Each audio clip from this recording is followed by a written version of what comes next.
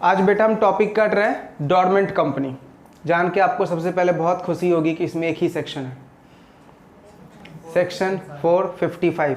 अगर ये सेक्शन ना लर्न होना तो क्या बोलूँगा, ठीक है बेटा, एक ही सेक्शन है इसमें 455, ठीक है। सबसे पहले बोलोगे अमित सर बाकी की बातें बाद में करेंगे, पहले ये बताओ कि ये डोरमेंट कंपनी होता क्या है, किस टाइप की कंपनी को डोरमेंट बोलते हो। सबसे पहले देखो मैंने क्या बोला, डोरमेंट कंपनी जो है इसको दो तरीके से डिफाइन किया गया है। एक तो जनरल नॉलेज में, जनरल लॉ में हम डोरमेंट कंपनी किसको बोलते हैं जनरली, और एक है 455 ने कैसे डिफाइन किया। तो हम दोनों डेफिनेशन पढ़ेंगे कि 455 जो है कंपनी एक्ट का वो कैसे डिफाइन करता है और नॉर्मली हम डोरमेंट कंपनी को क्या बोलेंगे, ठीक है। तो इसको सीधा बेटा दो पार्ट में डिवाइड कर दो। एक तो हम पढ़ते हैं अंडर सेक्शन 455 और दूसरा इन जनरल। जनरली हम क्या बोलेंगे, एग्जाम में दोनों लिख के आओगे, दोनों सही है, ठीक है। चाहे 455 का लिख के आओ, चाहे आप इन जनरल वाला डेफिनेशन लिख के आओ डोरमेंट कंपनी का। देखो आपके नोट्स में सबसे पहले डोरमेंट कंपनी का सेक्शन लिखा हुआ है कि मिनिस्ट्री ऑफ कॉर्पोरेट अफेयर्स ने 31 मार्च 2014 को, कब बेटा 31 मार्च, डेट अंडरलाइन करो, मिनिस्ट्री ऑफ कॉर्पोरेट अफेयर्स ने 31 मार्च 2014 को कौन सा सेक्शन बनाया है, सेक्शन नंबर 455, जो किसको डील करता है, डोरमेंट कंपनी को। किसको डील करता है बेटा, डोरमेंट कंपनी को। और मिनिस्ट्री ऑफ कॉर्पोरेट अफेयर्स ने फिर से बेटा इसका रूल्स बनाया, कब, 1 अप्रैल 2014 को। क्या बनाया, इसके रूल्स बनाया 1 अप्रैल 2014 को, ठीक है। अब बोलोगे अमित सर जब सेक्शन लिखा हुआ था तो रूल्स क्यों, रूल्स में ये लिखा हुआ है कि कैसे एक कंपनी को डोरमेंट के स्टेटस में ले जाना है। आप ऐसा समझो, डोरमेंट का मतलब इनएक्टिव कंपनी। क्या बोलोगे, डोरमेंट का मतलब इनएक्टिव, और एक्टिव का मतलब जो कंपनी चल रही है। तो डोरमेंट स्टेटस का मतलब है हमने कंपनी के फंक्शन के ऊपर फॉर द टाइम बीइंग रोक लगा दिया। इसको हम क्या बोलते हैं, इनएक्टिव कंपनी, या आप इसको क्या बोल दो, डोरमेंट कंपनी। फिर उसके बाद उस पर्टिकुलर टाइम पीरियड के खत्म होने के बाद आपको इस कंपनी को एक्टिव लाना पड़ेगा। क्या लाना पड़ेगा, एक्टिव लाना पड़ेगा। तो लॉ मेकर क्या बोल रहा है, डोरमेंट का मतलब है इनएक्टिव कंपनी। कैसे पता चलेगा कंपनी इनएक्टिव हो गई, कैसे पता चलेगा कंपनी एक्टिव हो गई। अच्छा, डोरमेंट को एक्टिव में कैसे लाना है, एक्टिव से डोरमेंट में कब जाएगा, इन सारी चीजों का प्रोसीजर कहां लिखा हुआ है, इस रूल्स में। समझ में आया रूल्स क्यों बनाने की जरूरत पड़ी। हमने ये तो बता दिया कि डोरमेंट कंपनी ये होता है, लेकिन कोई पूछ तो सकता है ना हमसे, सर डोरमेंट कंपनी कैसे लेना है, डोरमेंट से एक्टिव में कन्वर्ट कैसे करना है, ठीक है। इसीलिए क्या बनाया, रूल्स। पहले ये दो लाइन याद हो गया।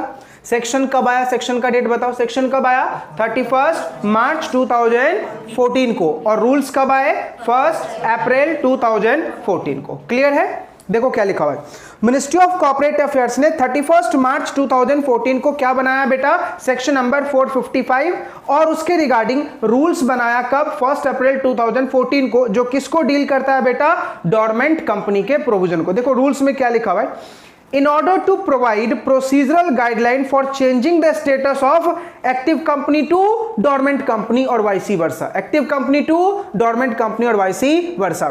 इस पूरे पैराग्राफ में आपको इंपॉर्टेंट क्या हो गया, फर्स्ट लाइन, फिर उसके बाद रूल वाला लाइन, और उसके नीचे वाला लाइन एक्टिव टू डोरमेंट और डोरमेंट टू एक्टिव, ठीक है। चलो अब बात करते हैं सर डोरमेंट कंपनी क्या होता है। तो पहले बहुत ही सिंपल वर्ड में हम तीन बातें समझेंगे। अगर किसी कंपनी में ये तीन कैरेक्टर दिख गए तो समझ जाना वो क्या डोरमेंट है, ठीक है।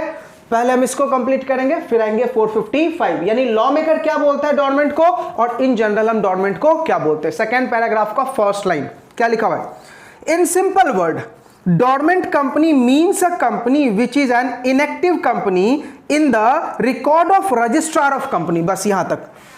dormant company means a inactive company in the registrar of company। देखो हमने क्या पढ़ा था, जनरली हम अपनी सारी बातें किसको बताते हैं, आरओसी को बताते हैं। अब अगर मान लो आरओसी के साथ हम टच में नहीं हैं, मतलब हम उनको अपनी डिटेल नहीं बता रहे, तो क्या समझेगा आरओसी कि भैया तू अब इस दुनिया में नहीं रहा, वही होगा ना। कंपनी का स्टेटस आरओसी क्या बोलेगा, भाई कितने दिनों से ये कंपनी ने मुझे कोई इंफॉर्मेशन नहीं भेजा है, तो आरओसी क्या बोलेगी, इस कंपनी का स्टेटस क्या मान लेगी, वो डोरमेंट। क्या मान लेंगी वो? डोरमेंट। बट ऐसा नहीं है, डोरमेंट के लिए अप्लाई करना होता है। कभी कभी आरओसी खुद से भी डोरमेंट मान देती है और कभी कभी अपन अप्लाई करते हैं आरओसी को, किस चीज के लिए? डोरमेंट के लिए। ठीक है, पहला लाइन याद हो गया? ध्यान से दोबारा पढ़ो, क्या लिखा हुआ है? Dormant company means a company which is an inactive company in the record of registrar of company and which is not carrying out any business activity and has applied to the registrar of company to change its status in the registrar of company maintained by the registrar of company। ठीक है, active to dormant. देखो तीन बातें मैंने क्या बोला था, generally तीन कंपनी को हम क्या बोल देते हैं? डोरमेंट। पहला क्या बोला? एक ऐसी कंपनी जिन्होंने बहुत दिनों से अपने कुछ डिटेल्स आरओसी को नहीं भेजे हैं।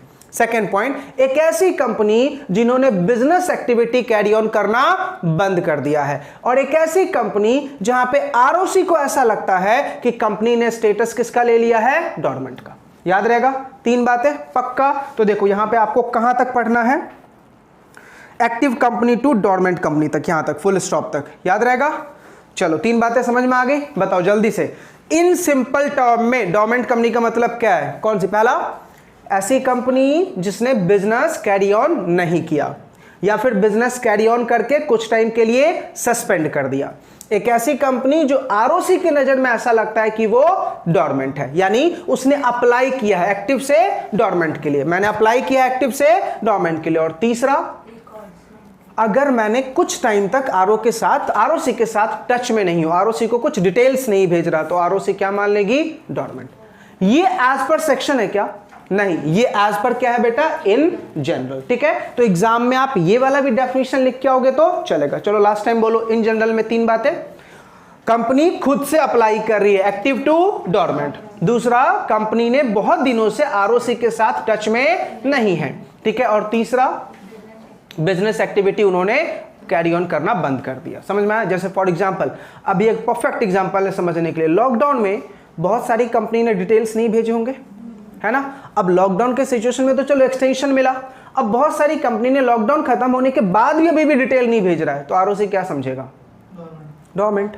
अब बोलोगे अमित सर एक बात बताओ, आरओसी को ऐसा कब लगेगा? तो वो देखेंगे सेक्शन 455 में। ठीक है, इतना समझ में आ गया? चलिए अब उसके बाद बेटा नीचे कुछ मत पढ़ना, सीधा आ जाओ 455 पे। ठीक है, क्या लिखा हुआ है? सेक्शन 455 क्या बोलता है? dormant company where a company is formed and registered under this act for a future project। ठीक है, देखो पहला याद क्या रखो, एज पर सेक्शन 455 कोई भी कंपनी जो फ्यूचर प्रोजेक्ट के लिए बिजनेस करती है उसको हम क्या बोलते हैं? Dormant company. For example, Sakshi एक इन्वेंशन करने जा रही है, मुझे बताओ इन्वेंशन एक दिन का काम है? नहीं, मतलब इन्वेंशन इसका फ्यूचर प्रोजेक्ट हो गया, तो बोला इस टाइप के कंपनी को हम डोरमेंट कंपनी बोल सकते हैं। आ रही है बातें समझ में? आ गया जी, पहला लाइन समझ में आ गया। फॉर अ फ्यूचर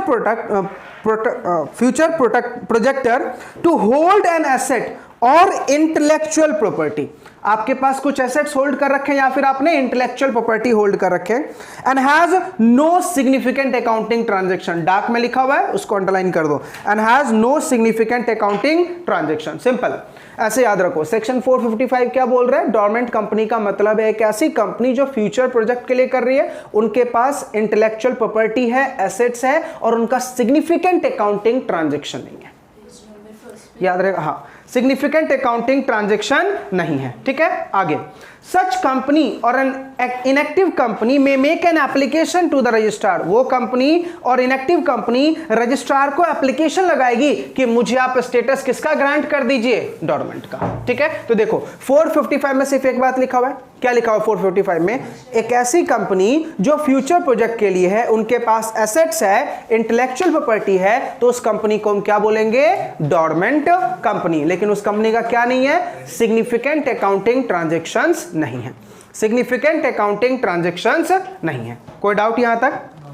चलो आगे नीचे देखो क्या लिखा है। For the purpose inactive company means, अब बोलोगे अमित सर तब से आप बार बार इनएक्टिव कंपनी बोल रहे हो, ये बताओ इनएक्टिव कंपनी का मतलब क्या होता है? देखो क्या लिखा है। इनएक्टिव कंपनी, अगर ये तीन कंडीशन में से कोई भी एक कंडीशन सेटिस्फाइड हो जाता है तो समझ जाना वो इनएक्टिव है। पहला देखो क्या लिखा हुआ है, not carrying any business or operation, second, has not made any significant accounting transaction during last 2 financial year और has not filed financial statement और annual return during last 2 financial year. ठीक है, इन तीनों में से कोई भी एक ट्रांजेक्शन हो गया, हम क्या मान लेंगे, यू आर इनएक्टिव कंपनी। अब समझ में आ रहा कोई बात है? कुछ दिनों से आरओसी के साथ तुम टच में नहीं हो, वो कुछ दिन क्या होंगे, 2 साल। 2 साल से क्या नहीं भेजा, एनुअल अकाउंट और फाइनेंशियल स्टेटमेंट। 2 साल से क्या नहीं भेजा उनको, अकाउंटिंग ट्रांजैक्शंस के रिकॉर्ड नहीं भेजे, तो वो क्या मान लेंगे, भैया तेरा स्टेटस क्या हो गया, डॉर्मेंट। आ रही है बातें समझ में? पक्का? कोई डाउट यहां तक? चलो 455 को दोबारा रिपीट करो। 455 क्या बोल रहा है, कंपनी डॉर्मेंट कब कहलाएगी? एक कंपनी डॉर्मेंट तब कहलाएगी जब उन्होंने कोई फ्यूचर प्रोजेक्ट के लिए बिजनेस किया है, साथ में उनके पास एसेट्स होल्ड कर रखा है, इंटेलेक्चुअल प्रॉपर्टी होल्ड कर रखा है, बट कोई सिग्निफिकेंट अकाउंटिंग ट्रांजैक्शन नहीं है और वो इनएक्टिव कंपनी है। ठीक है, अब लॉ मेकर ने एक्सप्लेन किया, सर कैसे पता चलेगा भैया इनएक्टिव कंपनी है? तो बोला 3 में से कोई भी एक कंडीशन। पहला, तुम्हारा कोई बिजनेस एक्टिविटी नहीं हो रहा, तुमने लास्ट 2 फाइनेंशियल ईयर से अकाउंटिंग ट्रांजैक्शंस नहीं भेजे हैं, किसको, आरओसी को, और लास्ट 2 ईयर्स में ना तो तुमने फाइनेंशियल स्टेटमेंट भेजा है और ना ही एनुअल रिटर्न भेजा है, तो कंपनी क्या कहलाएगी, इनएक्टिव। अब अनिकेत पूछ रहा है, अमित सर ठीक है आपने एक चीज का तो आंसर दे दिया, दैट इज इनएक्टिव। सर बार बार आप एक वर्ड बोल रहे हो, सिग्निफिकेंट अकाउंटिंग ट्रांजैक्शन बोल रहे हो ना, सिग्निफिकेंट। 455 में क्या लिखा हुआ है, सिग्निफिकेंट अकाउंटिंग ट्रांजैक्शन, याद करो। अब जया बोल रही है, अमित सर शेयर कैपिटल का जब आपने चैप्टर पढ़ाया था तो उस टाइम आपने क्या बोला था कि कंपनी जब शेयर्स कैपिटल लेके आती है तो उसके ऊपर रजिस्ट्रेशन फीस जाती है, तभी आपने क्या बोला था, इसका नाम होता है ऑथराइज कैपिटल या रजिस्टर्ड कैपिटल। तो सर अगर मैंने आरओसी के साथ कंपनी को रजिस्टर करवाया तो रजिस्ट्रेशन फीस दिया, क्या वो सिग्निफिकेंट अकाउंटिंग ट्रांजैक्शन माना जाएगा? सर जब मैंने कैपिटल इंट्रोड्यूस किया कंपनी में तो मैंने कैपिटल के ऊपर फीस दिया, तो क्या वो सिग्निफिकेंट अकाउंटिंग ट्रांजैक्शन माना जाएगा? सर मैंने मेमोरेंडम एंड आर्टिकल को भी तो रजिस्टर करवाया, सबके रिगार्डिंग मैंने पैसे दिए, क्या वो सिग्निफिकेंट अकाउंटिंग ट्रांजैक्शन माना जाएगा? लॉ मेकर ने बोला देख भैया, कंपनी को इनकॉर्पोरेट करने का खर्चा कोई सिग्निफिकेंट अकाउंटिंग ट्रांजैक्शन नहीं है। तेरी कंपनी तो पिक्चर में आई है ना, पिक्चर में होने के बाद ट्रांजैक्शन तो चलाओ, ट्रांजैक्शन चलाने के बाद मुझे तो रिपोर्ट करो, तभी तो मैं क्या बोलूंगा कि भैया सिग्निफिकेंट अकाउंटिंग ट्रांजैक्शन हुआ। जैसे फॉर एग्जांपल साक्षी पापा को बोल रहे पापा मैं बड़ी हो गई, ऐसी पता चल जाए बड़ी हो गई, भाई बड़ी वाली हरकत तो होनी चाहिए। आज भी नलायक मक्खन चोरी करके ही खाते हो, तो क्या बड़े हो गए?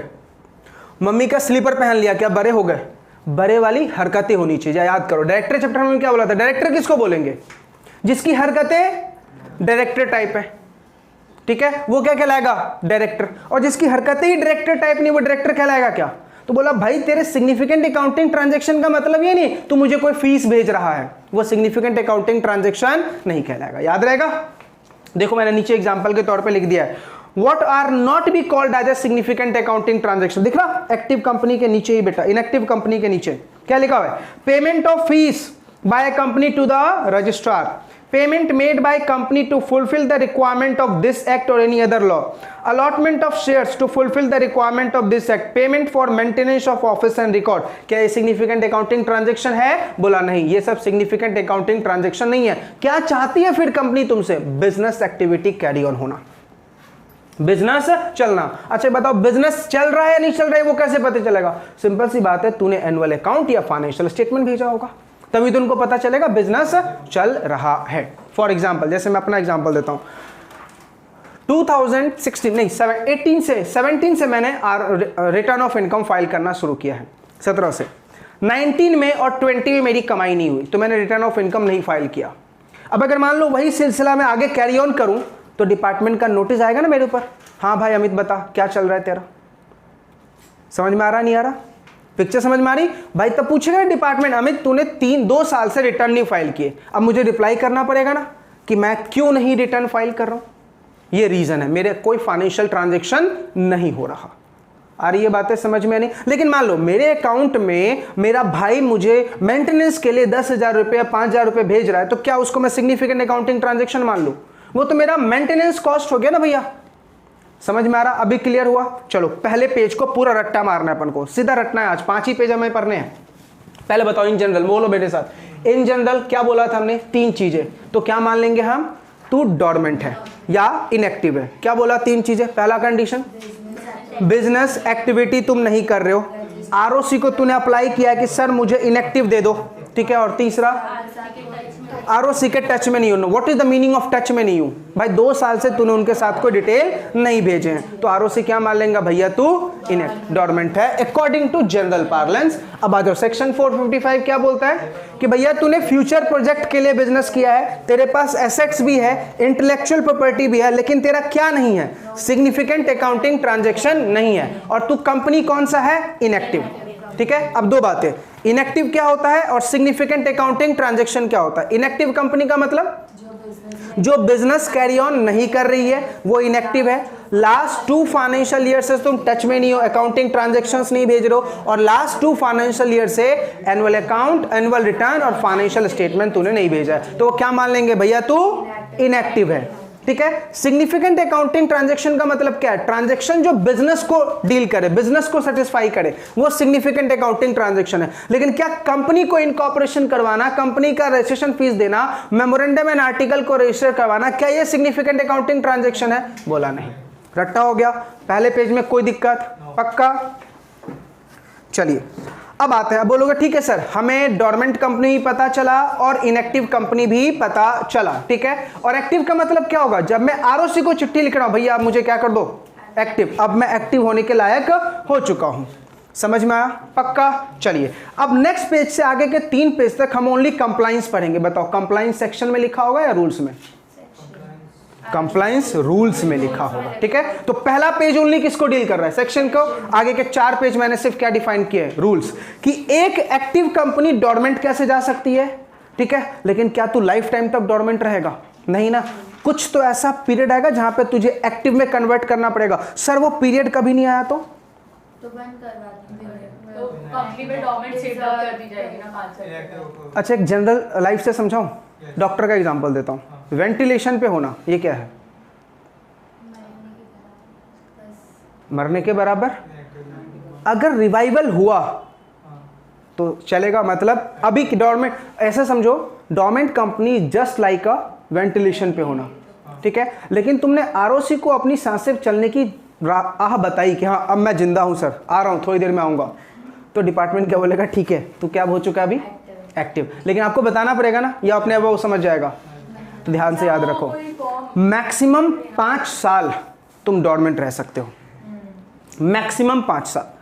5 साल के बाद अगर तूने अपनी रिपोर्ट नहीं भेजी, मतलब डोरमेंट को एक्टिव में नहीं करवाया, तो आरओसी को गुस्सा होगा नहीं होगा, तो सीधा आरओसी तेरी कंपनी को स्ट्राइक ऑफ कर देगा। स्ट्राइक ऑफ का मतलब होता है फास्ट वाइंडिंग अप। क्यों फास्ट वाइंडिंग अप? भैया ना तो तेरे पास एसेट है, ना तो लायबिलिटी है, कुछ है ही नहीं, सिर्फ मुझे क्या करना है, तेरा नाम ही तो हटाना है। समझ में आ रहा? लेकिन एक बात बताओ, ऐसा करने से पहले क्या हमें अपॉर्चुनिटी ऑफ बीइंग हर्ड नहीं देगा? 100% देगा। बस हम बेटा वही प्रोसीजर पढ़ने वाले हैं। समझ में आ गया? पिक्चर क्लियर हो रहा? आ जाओ। सबसे पहले होता है सुमोटो एप्लीकेशन। सुमोटो मतलब कंपनी खुद से अप्लाई करिए। कौन से फॉर्म में अप्लाई करेगी? MSc 1 में। फॉर्म रट्टा मारने भैया, MSc 1 में। अच्छा एक बात बताओ, MSc 1 में कंपनी कब अप्लाई करेगी खुद से? जब उसको लगेगा मेरी हरकतें इनएक्टिव टाइप है, तभी करेगा ना। जब उसको लगेगा मेरी हरकतें क्या है बेटा, इनएक्टिव टाइप है, मतलब 2 साल से मैंने क्या नहीं भेजा है, फाइनेंशियल स्टेटमेंट और एनुअल रिटर्न नहीं भेजा, 2 साल से अकाउंटिंग ट्रांजैक्शंस के डिटेल नहीं भेजे, मेरा बिजनेस अभी रन नहीं कर रहा, ठीक है। तो वो खुद से अप्लाई करेगा किसको? आरओसी को। किस चीज के लिए?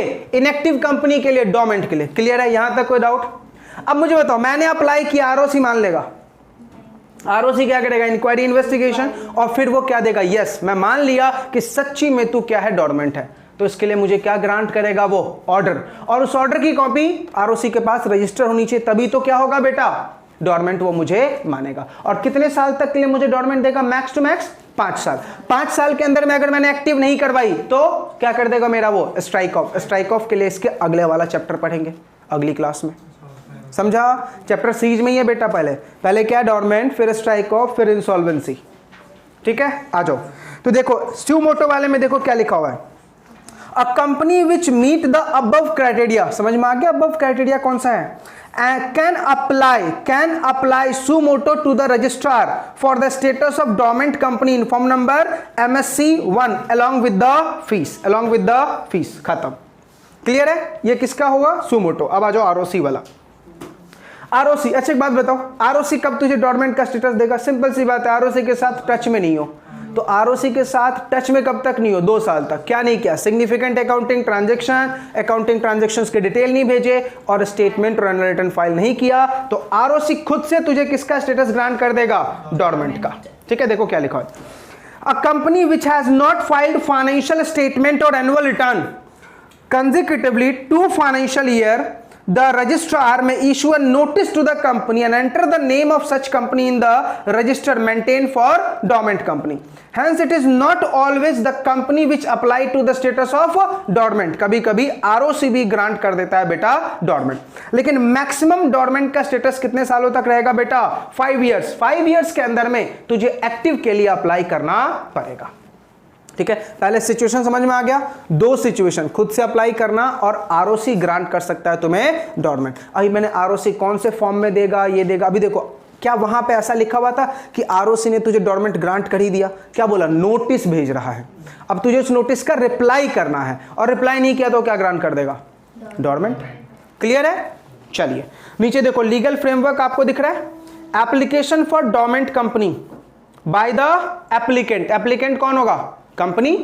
And suo motu change in the status of company by ROC. पहला वाला किसके लिए बेटा? कंपनी के लिए। दूसरा वाला किसके लिए है? आरओसी के लिए। कितने सालों तक? Before the end of 5 consecutive years change in the status of company either from dormant to active या स्ट्राइक ऑफ। क्लियर हो गया? पक्का? चलिए तो सेकंड पेज में बेटा कोई दिक्कत? चलिए अब आते हैं बेटा प्रोसीजर पे। सबसे पहला प्रोसीजर देखो किसका लिखा हुआ है, procedure to obtain the status of dormant company. कैसे डॉर्मेंट कंपनी का स्टेटस लेना होता है। चलो इतना तो बेटा उम्मीद करता हूं आप लोग कंपनी लॉ के मास्टर हो चुके हो। एक बात मुझे बताओ, आप सबने अपनी कंपनी खोली, अब देखो आंसर आप ही दोगे, मैं तो आज कुछ नहीं बोलने वाला। कंपनी आपने खोली नलायक लिमिटेड, नलायक कंसल्टेंसी लिमिटेड खोल ली, ठीक है, लेकिन अभी तक अपनी नलायकों वाली हरकतें नहीं छोड़ी, तो क्या होगा?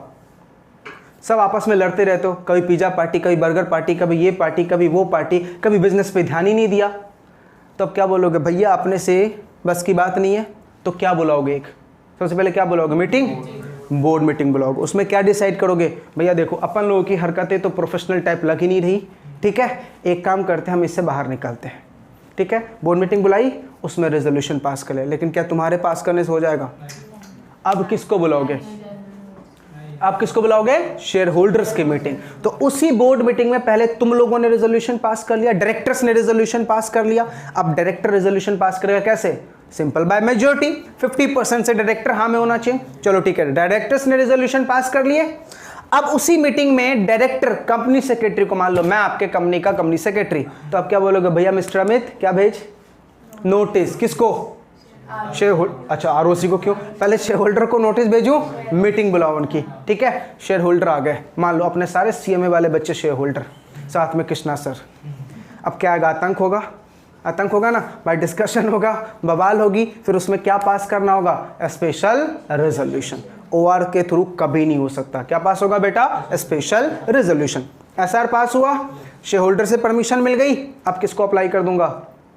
आरओसी को। जब मैं आरओसी को अप्लाई करूंगा, आरओसी पूछेगा ना बेटा तेरी तो मुझे सुननी ही नहीं, ये बता शेयर होल्डर ने क्या बोला, तो शेयर होल्डर की रेजोल्यूशन की कॉपी जाएगी। अच्छा बताओ एसआर जाएगा तो क्या फाइल करूंगा? सर एक यही फॉर्म तो ऐसा है जो लाइफ में हम कभी नहीं भूलेंगे, MGT 14। किसको फाइल करेंगे? आरओसी को, विदिन 30 डेज। अब आरओसी को भरोसा होगा, अदरवाइज डायरेक्टर कितना भी चीख के बोल दे कि अपन बंद करना चाहते, बंद क्या मानेगा? बोलेगा है कौन तू भाई, पैसा किसका लगा हुआ है? शेयर होल्डर से पूछ कर। देखो पहला 2 लाइन वही लिखा है मैंने, नहीं खत्म। पहला 2 लाइन वो लिखा है कि पूरा प्रोसीजर? नहीं, पहला 2 लाइन से वही लिखा हुआ है, नालायक है। देखो क्या लिखा हुआ है, the company shall call a board meeting to fix the day, date, time and venue of general meeting of the members of the company to pass resolution for making application to the ROC to obtain the status of dormant। ठीक है, बच्चा पहले क्या करता है? पहले ROC को application भेजेंगे। नलायक तेरी मीटिंग हुई नहीं और पहले क्या भेजेगा? आरओसी को एप्लीकेशन। सुनाएगा नहीं आरओसी? नेक्स्ट आ जाओ, the company shell obtain statement of affairs. किससे भैया? ऑडिटर से। The statement of affairs shell give the financial position. Auditor क्यों आएगा? सिर्फ वो क्या बताने को आएगा? फाइनेंशियल पोजीशन बताने को आएगा। ठीक है, आगे the company shall hold a general meeting. कौन सा वाला, एजीएम या ईजीएम? क्या पूछा आपने? जनरल मीटिंग बुलाएगा शेयर होल्डर, कंपनी को जनरल मीटिंग बुलाना होगा। कौन सा वाला, एजीएम या ईजीएम? क्या बोलोगे सर, क्या आप क्वेश्चन पूछ तो सोच तो लो, क्या पूछें, क्या बुलाएंगे यहाँ पे? ईजीएम। अच्छा, क्लास मीटिंग बुला सकते हैं? ईजीएम बोलेंगे कि ईजीएम बोला बेटा मैंने, ऑब्वियसली सी बात है ना। ईजीएम नीड बेसिस बिजनेस है ना, और एजीएम क्या होता है, साल में एक बार, और EGM is a need basis business. अच्छा एक बात बताओ, जनरल मीटिंग के चैप्टर में एक और मीटिंग था, क्लास मीटिंग। बुलाऊं क्लास मीटिंग? नहीं, क्यों सब शेयर होल्डर्स का चाहिए सर? यहाँ पे तो शेयर होल्डर सब चाहिए ना। क्लास ऑफ शेयर होल्डर में क्या होता है भाई, पर्टिकुलर क्लास को दर्द है, और यहाँ पे सब दर्द सबको है। चलो तो ईजीएम बुला लेंगे। अब ईजीएम का क्या होगा बेटा, प्लेस डेट टाइम फिक्स होगा, नोटिस भेजेंगे कितने दिन पहले? बोलो बोलो, सही बोला, 21 डेज पहले। अच्छा बताओ 21 डेज कैसा वाला होना चाहिए? क्लियर? क्लियर 21, हाँ मतलब वो 2 दिन पोस्ट में सबके काउंट नहीं करने के। करेक्ट, जिस दिन भेज रहे हैं और जिस दिन मीटिंग होगा, और अगर पोस्ट से भेजेंगे तो 2 दिन और। तो इनडायरेक्टली मैंने क्या बोला था, एग्जाम में लास्ट में नोट लिख के आ जाना कि हम 25 डेज पहले भेजते हैं। ठीक है, आगे आ जाओ। Then notice shall propose the resolution, कौन सा, SR. The company shall pass a special resolution obtaining the status of dormant company and authorizing director to make application to the ROC, and after issuing the notice to all the shareholder of a company for the purpose and obtain consent at least 3/4 shareholder in value। बेटा दो बातें, इसको बोलते हैं special SR. देखो पहले तो SR ले लिया, अब क्या बोल रहा भैया, एसआर के साथ साथ एक चीज और, जो शेयर होल्डर है ना, जितनी वैल्यू है तेरी कंपनी के, 100 करोड़ की वैल्यू, मान लो 10 करोड़ की वैल्यू, 10 करोड़ के 3/4 जिनके पास होल्डिंग है उनका हाँ चाहिए। तो इसको हम बोलते हैं स्पेशल मेजोरिटी वाला एसआर। हो गया ना, जहां पे एसआर चाहिए साथ में 3/4 वाले वैल्यू के बंदे का भी हाँ चाहिए। ठीक है, आगे आ जाओ। After passing the special resolution, company क्या फाइल करेगी, MGT 14। After MGT 14 the company shall form MSC 1 with the ROC along with the copy of a special resolution, statement of affairs, declaration by the director and other necessary document। यानी MSC 1 file करेगी, उसके साथ क्या attach करेगी, MGT 14, उसके साथ direct auditors का statement, directors के रिपोर्ट, और इसके अलावा जो भी इंफॉर्मेशन मांगेगा वो सब भेज दीजिए। आगे, इन ऑफ बीइंग सेटिस्फाइड ROC क्या ग्रांट कर देगा, MSC 2, तेरा स्टेटस क्या हो जाएगा, डॉर्मेंट। ठीक है, चलो शुरू हो जाओ। पहले बोर्ड मीटिंग बुलाओ, कौन सा रेजोल्यूशन पास करो, सिंपल बाय मेजोरिटी। याद रखना बोर्ड मीटिंग हमेशा क्या होता है, सिंपल बाय मेजोरिटी। पहले board meeting simple by majority. अब बताओ बोर्ड मीटिंग में क्या होगा, और डायरेक्टर कंपनी सेक्रेटरी को या किसी डायरेक्टर को बोलेंगे भैया क्या भेज, नोटिस। कौन से चीज की नोटिस, ईजीएम की। बुला लिया कितने दिन पहले, 21 डेज पहले नोटिस भेज दी, ईजीएम आया, शेयर होल्डर आए, अब क्या पास करेंगे, रेजोल्यूशन। कैसा वाला, पहला एसआर, फिर 3/4 वैल्यू, फिर उसके बाद किसको अप्लाई करेंगे, कौन से फॉर्म में, MSC 1, साथ में क्या भेजेंगे, MGT 14, और क्या भेजेंगे, auditors report, board of directors की रिपोर्ट, और सच अदर मैटर। ये सारी चीजें जो हम भेजेंगे, ROC हैप्पी हो गया तो कंफर्मेशन दे देगा, किसमें, MSC 2 में, खत्म। ठीक है, अपन लोग जब बनेंगे ना बेटा ROC के, कभी सॉरी अपन लोग जब कभी ROC में काम करने जाएंगे तो ROC को एक सजेशन देंगे, क्या, जब ये फॉर्म भेजते हो ना, इसके आगे स्माइली लगाओ। अगर एक्सेप्टेड है तो स्माइली वाला, रिजेक्टेड है तो डाउन वाला आता है ना, ऐसा। और फिर तुम्हें बहुत ज़्यादा खुंदस आ रही है तो सिंग वाले। ठीक है, ऐसे फॉर्म से कंफर्मेशन अपने आप मिल जाएगा किसको, शेयर होल्डर की, भाई कंफर्म और रिजेक्टेड। समझ में आ रहा, आपने लास्ट का फॉर्म कौन सा, MSC 2, MSC 1 में अप्लाई करेंगे, MSC 2। अच्छा, ये चैप्टर पढ़ने में मज़ा आ रहा है ना, क्यों, कुछ है ही नहीं सर, ऐसे ही चैप्टर सब होने चाहिए, ज़्यादा फॉर्म नहीं है, कोई दिक्कत नहीं है। समझ में आ रहा नहीं आ रहा, अपन एक काम करते हैं, मेल लिखते हैं किसको, ICSI को, कि सर हमें डॉर्मेंट कंपनी इतना मज़ा आया ना पढ़ के, पूछो मत। हम ऐसा ही उम्मीद करते हैं कि आप किसको नोटिस भेजोगे, MCA को भेजो, कि सारे चैप्टर्स ऐसे होने जिसमें 1-2 फॉर्म हो, काम फटाफट हो। हाँ, खत्म हो गया ना, कर लिया ना, आ जाओ खुशी में, आ जाओ भाई। Pre requisite for stating the status of dormant. एक बात मुझे बताओ, कंपनी को अगर डॉर्मेंट लेना है तो पहले उसकी हालत भी तो डॉर्मेंट टाइप होनी चाहिए, ठीक है। एक बात मुझे बताओ, ऐसे एग्जांपल दे रहा हूँ, ऐसे रियल मत मानना, मैं बोल रहा हूँ कि मैं बीमार हूँ, आज लेक्चर नहीं लूंगा, लेकिन दूसरे दिन आया मेरी नौटंकी चाली थी, तो आप क्या बोलोगे? मैं सर एक बात बताओ, लास्ट दिन आपने छुट्टी जो ली थी वो बीमार थे या कुछ और था, यही पूछोगे ना? समझ में आ रहा नहीं आ रहा? तो लॉ मेकर सिंपल क्या बोल रहा है, भैया एक बात बता, तू आ रहा है किसके लिए? डॉर्मेंट के लिए, और अपनी हरकतें कैसी दिखा रहा है? एक्टिव वाली टाइप। तो डॉर्मेंट दूंगा मैं? बिल्कुल नहीं दूंगा, ठीक है। तो देखो सच में जब बीमार हो गए छुट्टी मांगी ना तब हम सब पीछे पड़ गए कि आओ क्लास में। अच्छा देखो इधर से, pre requisite for status of dormant company, सबसे पहले क्या क्या चाहिए? देखो लॉ मेकर क्या बोल रहा है, भैया अगर तेरी कंपनी का इंस्पेक्शन चल रहा है, इंक्वायरी चल रहा है, इन्वेस्टिगेशन चल रहा है, तो मैं तुझे डॉर्मेंट का स्टेटस दूंगा ही नहीं। क्यों? ऑलरेडी तेरे कांड की भरपाई बहुत है। समझ में आ रहा नहीं आ रहा? दूसरा, any prosecution has been initiated and any pending against the company under any law. क्या लिखा है बेटा? Under any law.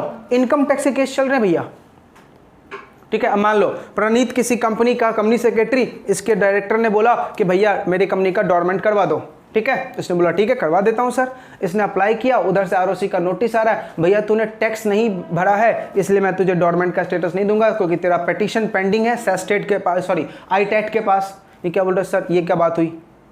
मैं कंपनी लॉ की बात करो, आप इनकम टैक्स घुसे रो बीच में, क्या मानेगा? आरओसी सुनेगा? थोड़ी करेगा जब तक टैक्स नहीं भरोगे वो डॉर्मेंट का स्टेटस ग्रांट नहीं करेगा। दूसरा, there are public deposit which are outstanding. भैया तूने बाहर वालों से कोई लोन वोन ले रखे, पब्लिक डिपॉजिट ले रखे, अभी तक आउटस्टैंडिंग नहीं है, तो क्या बोल रहा है? डॉर्मेंट का स्टेटस ग्रांट करो। Next, there are outstanding loan whether secured or unsecured.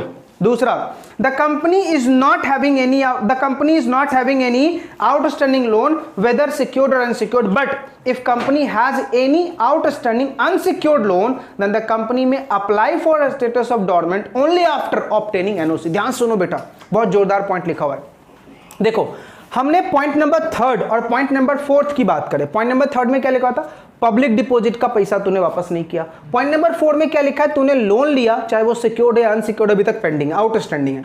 लेकिन पॉइंट नंबर 5 क्या बोल रहा है भाई? सुनो, अगर तेरा लोन अनसिक्योर्ड है, ठीक है, और तू चाहता है कि मैं डॉर्मेंट का स्टेटस लूं, तो बस मुझे कुछ नहीं चाहिए, क्रेडिटर का क्या लेके आ जाओ? एनओसी। जिसने लोन दिया है ना उसको कोई दिक्कत नहीं भाई तेरे डॉर्मेंट से, अगर वो बोल देता है तो मुझे भी कोई दिक्कत नहीं है। आ रही है बातें समझ में? नेक्स्ट आ जाओ, point number 6, there is no dispute in the management or ownership of the company. जोरदार पॉइंट, कोई बच्चा बताएगा? There is no dispute in the management or ownership of the company. Chapter पढ़ चुके हैं बेटा? No dispute in the management or ownership of the company. Sir मतलब ये डॉर्मेंट कंपनी है तो इसके बीच में मतलब मैनेजर कोई भी मतलब इतना एक्टिव नहीं रहेगा और किसी के बीच में मतलब कोई डिस्प्यूट ना हो।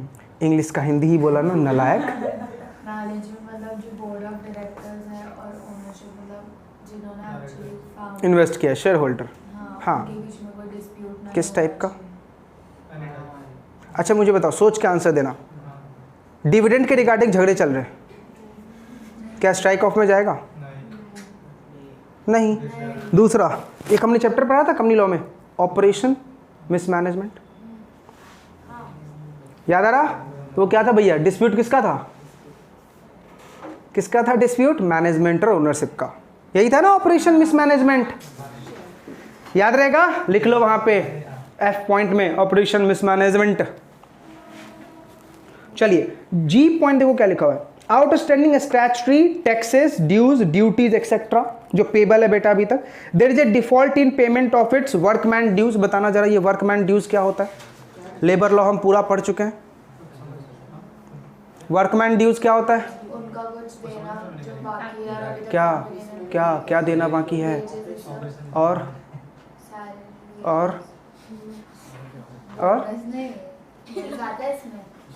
थोड़ी आएगा। ध्यान से बेटा, यहाँ पे बहुत बड़ा बेटा एक मतलब केस स्टडी तो नहीं बोल सकते, लेकिन एक डिस्क्लेमर है। एक बात मुझे बताओ, वर्कमैन ड्यूज में बहुत चीज़ें आती है, बोनस आता है, कमीशन आता है, ग्रेच्युटी आता है, पेंशन आता है, पीएफ आता है, यार ये सारे सब कुछ आते हैं। लेकिन एक बात मुझे बताओ, इन सारे ड्यूज के लिए तेरे पास लॉ है ना? कौन सा लॉ है? लेबर लॉ में जाके क्लेम कर सकते हो, हमने पढ़ा था इंडस्ट्रियल डिस्प्यूट एक्ट। कहाँ कहाँ जाते हैं जरा बताओ? इंडस्ट्रियल डिस्प्यूट का तरीका क्या था सबसे पहले? कुछ बच्चे तो नहीं आए थे, कुछ बच्चे नहीं आए थे, याद है मुझे। ग्रीवेंस रिड्रेसल कमिटी, फिर उसके बाद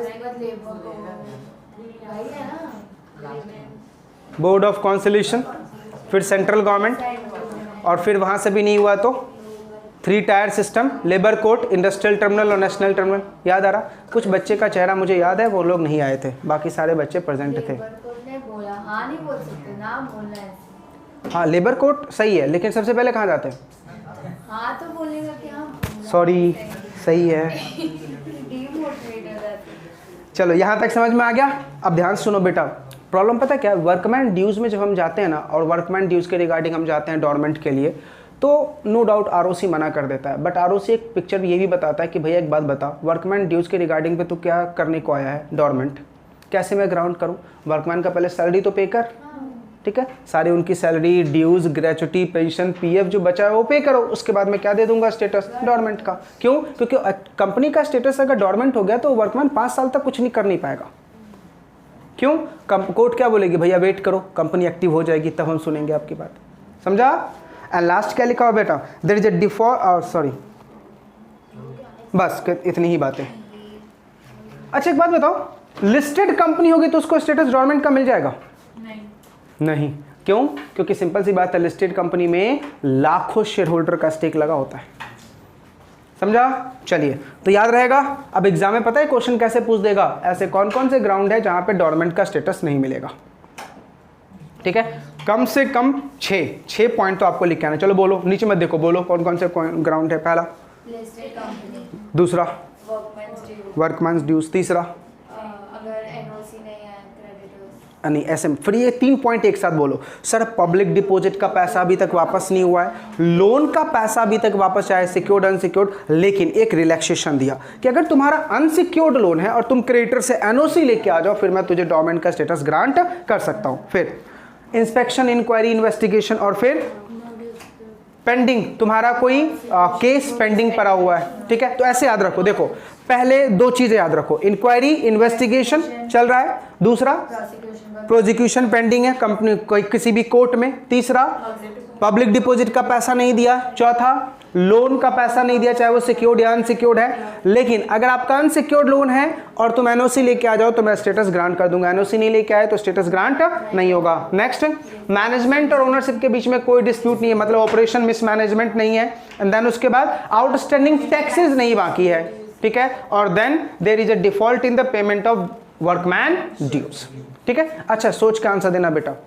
जीएसटी नहीं पे किया, कोई कंपनी ने जीएसटी नहीं पे किया तो क्या जा सकती है डॉर्मेंट के लिए? ध्यान से देखो वहां पे क्या लिखा हुआ है, टैक्सेस, ड्यूज या ड्यूटीज। तो अगर जीएसटी भी किसके डेफिनेशन में आती है? टैक्स की डेफिनेशन में। नो डाउट वो इनडायरेक्ट टैक्स है, लेकिन है तो बाकी टैक्स का। समझ में आ रहा नहीं आ रहा? पक्का? कोई डाउट? चलिए नहीं, पहले टैक्सेस पे करो। नेक्स्ट आ जाओ बेटा, बेनिफिट एंड एग्जम्पशन। सर अगर आप डॉर्मेंट का स्टेटस ग्रांट कर लेते हैं तो कितने सालों तक रहेगा? 5 सालों तक। 5 सालों तक आपको देखो क्या बेनिफिट मिलेगा, 5 इयर्स तक आपको क्या बेनिफिट मिलेगा। पहला benefit, dormant company shell hold 2 board meeting. अब बोलोगे हमें सर क्या नाटक चल रहा है, हमारी कंपनी क्या हो चुकी है? डॉर्मेंट, और क्या बोल रहा है अपन को? बोर्ड मीटिंग होल्ड करो। डॉर्मेंट कंपनी को बेटा साल में 2 बोर्ड मीटिंग होल्ड करने हैं, जिसका गैप 90 डेज से ज्यादा नहीं होगा। बताओ लास्ट क्लास में पढ़ा था क्या था प्रोविजन, कौन सी ऐसी कंपनी है जिसमें साल में 2 ही बोर्ड मीटिंग करनी होती है और गैप 90 डेज का होता है? लास्ट क्लास ही पढ़ा है डॉर्मेंट, ये तो ही पढ़ा लास्ट क्लास। बोलो बोलो। टाटा ये कौन सा प्रोविजन है भाई? कंपनी का एग्जांपल दिया। बोलो बोलो। मुझे पता है सबके माइंड में चल रहा है, वो पेट में बातें घूम रही है, एक बाहर नहीं आ रही। हाँ बोलो बोलो, सही बोल रहे हो। 1% कंपनी, एक और, बस एक और स्मॉल कंपनी। वेरी गुड भैया, 3 कंपनी के लिस्ट बना लो। 3 कंपनी को साल में 2 बोर्ड मीटिंग करनी होती है। कौन सी? एक स्मॉल, एक 1% और एक डॉर्मेंट। 2 कंपनी के बीच का गैप, मीटिंग का गैप कितना होना चाहिए? 90 डेज। याद रहेगा? अच्छा, dormant company is not required to include the cash flow statement in financial statement. ऐसा हमने कहां पढ़ा था, स्मॉल कंपनी को भी कैश फ्लो स्टेटमेंट देना नहीं होता है। Next, the provision of rotation of auditor, ये तो बताओ भैया, रोटेशन ऑफ ऑडिटर का कंसेप्ट क्या था, वो अप्लाई नहीं होगा। रोटेशन ऑफ ऑडिटर, हर एक 5 साल में एक नया ऑडिटर आएगा, वो इनके ऊपर अप्लाई नहीं होगा। Next, dormant company enjoy the advantage of lower statutory compliance. सबसे बड़ा तो ये है कि इनके ऊपर लॉ बहुत कम लगेंगे, ठीक है। Next, dormant status is an advantage to promote who want to hold intellectual property. Dormant उनके लिए बेनिफिशियल है जो इंटेलेक्चुअल प्रॉपर्टी होल्ड करते हैं, जैसे गुडविल, नो हाउ हो गया, पेटेंट हो गया, ये सब इंटेलेक्चुअल प्रॉपर्टी है ना, उनके लिए बेनिफिशियल है।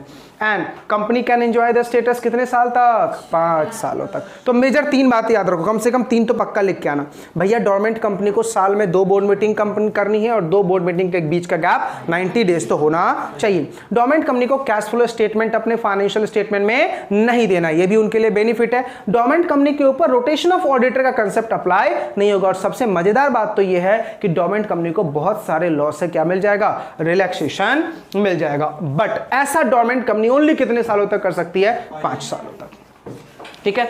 चलो पहले यहां तक मुझे बताओ अपन ने सीखा क्या। पहले पेज पे व्हाट इज डोरमेंट कंपनी, दूसरे पेज पे हाउ टू अप्लाई, कौन लोग अप्लाई करेंगे, खुद से या बाय आरओसी।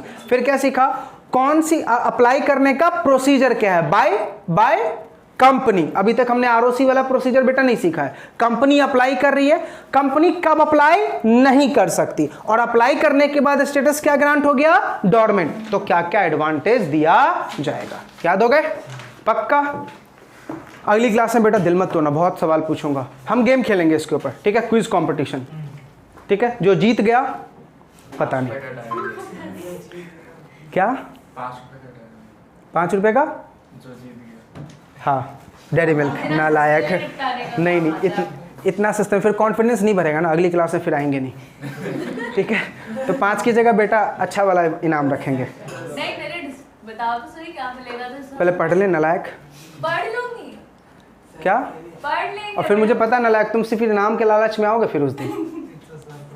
आजा भैया, यहाँ तक कोई दिक्कत है, अब आ जाओ। Compliance requirement by dormant company.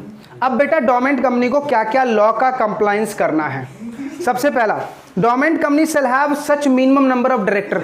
अब देखो आपके साथ ये नाटक नहीं चल रहा, डोरमेंट कंपनी के साथ नाटक हो रहा नहीं हो रहा। क्या बोल रहा भैया, तुझे डोरमेंट का स्टेटस ग्रांट कर दिया, लेकिन फिर भी तुझे 5 सालों तक 2 डायरेक्टर तो रखना ही रखना है।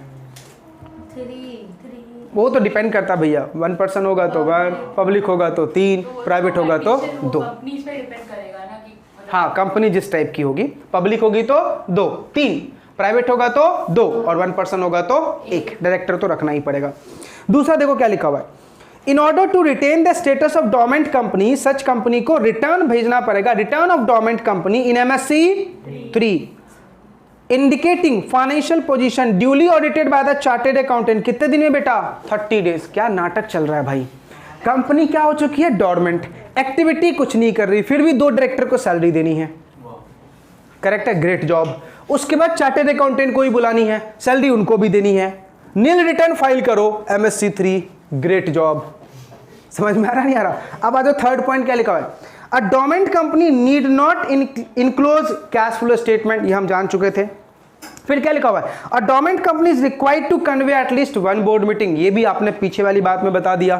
फिर क्या बोल रहा है, the provision of the act in relation to the rotation, ये भी हमने पढ़ लिया था। फिर क्या बोल रहा है, company shall continue to file the return और रिटर्न ऑफ अलॉटमेंट।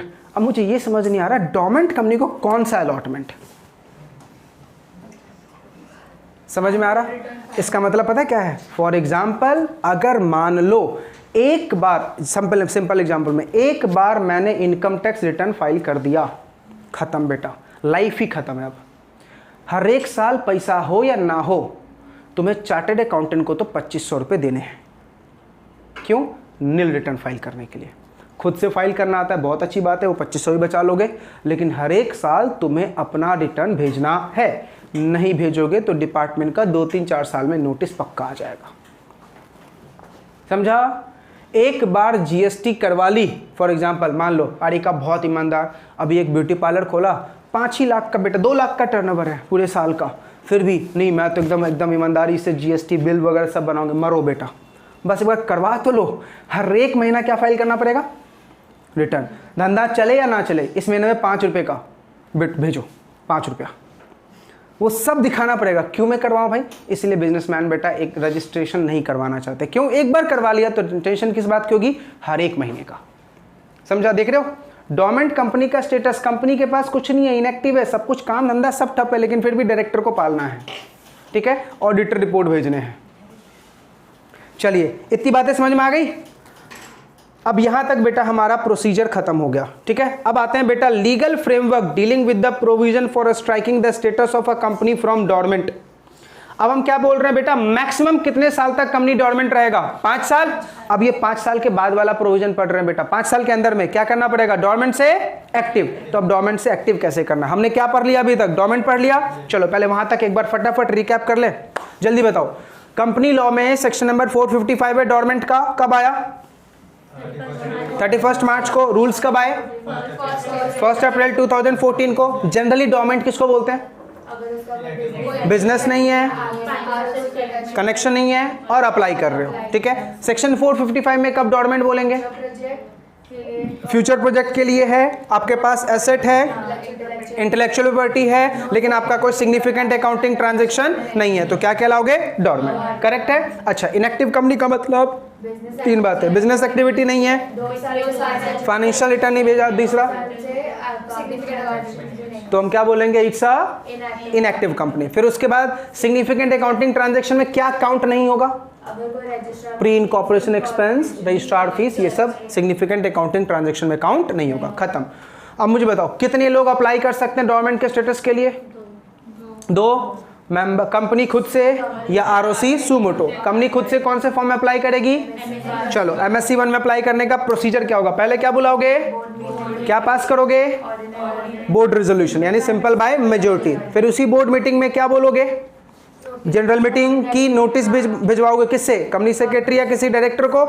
मीटिंग आएगी, क्या पास करोगे? SR और 3/4 वाले वैल्यू से पूछना है। उसके बाद कौन सा फॉर्म फाइल करोगे? साथ में क्या अटैच करोगे? MGT 14, बोर्ड रिपोर्ट और स्टेटमेंट ऑडिटर का, और जो भी अदर रिक्वायरमेंट होगा। ये सारी बातों से ROC हैप्पी हो गया तो स्माइली भेज देगा। कौन से फॉर्म में? MSc 2 में। उसके साथ क्या भेजेगा? भैया तुम्हारे कुछ कंप्लाइंस। क्या कंप्लाइंस होगा? साल में कितनी बोर्ड मीटिंग करनी है? 2।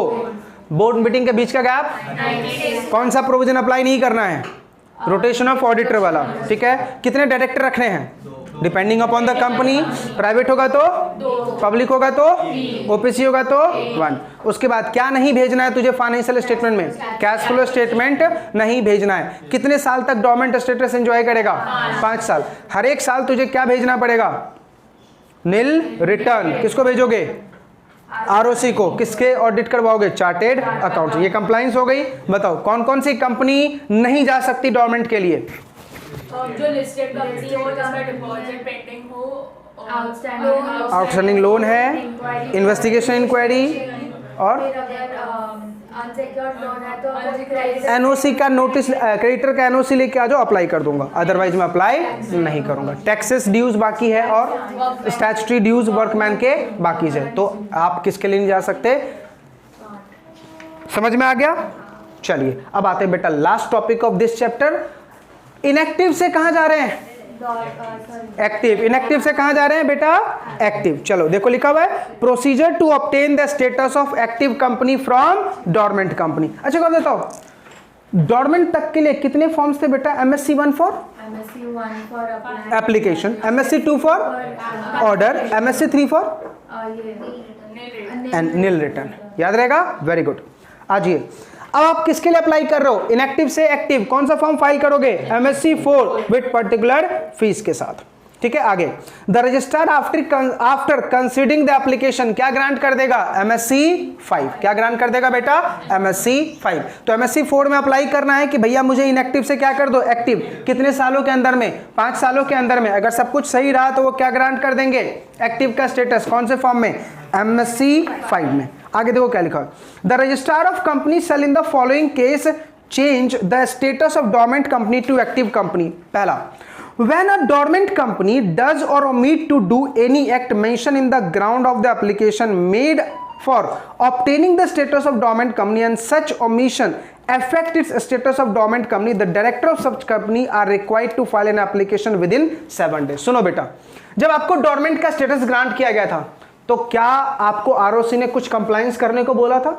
जिस दिन तू उस कंप्लायंस का वॉलेशन कर देगा, ठीक है, उसके 7 डेज के अंदर में डायरेक्टर को अप्लाई करना पड़ेगा। किसके लिए? इनएक्टिव टू एक्टिव, यानी MSC 4 भेजना पड़ेगा। समझ में आ रहा? पक्का? आगे देखो क्या लिखा है। Where the registrar has reasonable cause to believe that any company registered as a dormant under his jurisdiction has functioning in any manner directly or indirectly। मान लो तुम्हारा स्टेटस किसका ग्रांट कर रखा? डोरमेंट का, और किसी ने टिप दी कि सर आपने उसको डोरमेंट का स्टेटस ग्रांट कर रखा है, धंधे कर रहा है वो, लेकिन आपको अभी तक बताया नहीं है, तो आरओसी सीधा क्या भेज देगा? MSC 5। बेटा तेरी कंपनी क्या हो चुकी है? एक्टिव। समझा? तो बताओ, एक्टिव कंपनी 4 सिचुएशन में होगी। पहला, तू अप्लाई कर रहा है, आरओसी तेरी एप्लीकेशन से खुश है, तो किसका स्टेटस ग्रांट कर देगा? एक्टिव का। अगर तुम्हें जो कंडीशंस दिए गए थे तुमने कंडीशंस को फॉलो नहीं किए तो किसका स्टेटस ग्रांट कर देगा?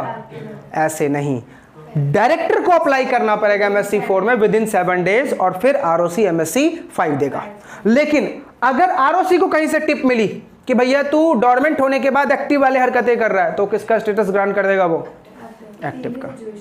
3 सिचुएशन। आई बातें समझ में? पूरा चैप्टर अच्छे से याद हो गया? पूरे चैप्टर में फॉर्म ही कितना है? 5। MSC 1 फॉर कौन अप्लाई कर रहा है? कंपनी। किसको? आरओसी। अच्छा बताओ, आरओसी को जब लगता है कि तेरी हरकतें डोरमेंट टाइप है तो आरओसी नोटिस भेजेगा। अब नोटिस के बिहा पे तुझे रिप्लाई करना है। अब रिप्लाई के बिहा पे आरओसी क्या बोलेगा? ठीक है, तेरी बातें मुझे समझ में आ रही है, भेज एप्लीकेशन। फिर से MSC 1 होगा, फिर वो सारी बातें होंगी, और फिर MSC 2 ग्रांट होगा। MSC 3 में नील रिटर्न, MSC 4 में